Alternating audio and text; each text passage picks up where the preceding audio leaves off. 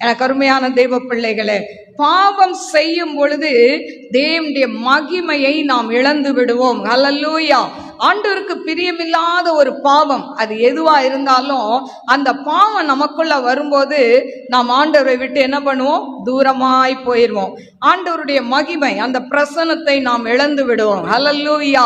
எனக்கு அருமையான தெய்வ பிள்ளைகளே, பெரிய பாவம் ஒண்ணு செய்யாட்டாலும் இன்னைக்கு பாருங்க, நடைமுறையில பார்த்தா நிறைய கோல் மூட்டுற ஒரு பாவம், புறங்கூறுகிற பாவம், புறங்கூறுறது இவங்களை பத்தி அவங்க கிட்ட, அவங்கள பத்தி இவங்க கிட்ட.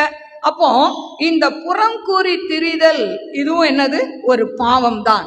ஸோ நம்ம எந்த பாவம் செய்தாலும், சின்ன பாவமானாலும் பெரிய பாவமானாலும், கொலை செய்தாலும், கொள்ளையடித்தாலும், விபச்சார பாவம் செய்தாலும், இல்ல பொய் பேசினாலும் எல்லாமே பாவம் தான்.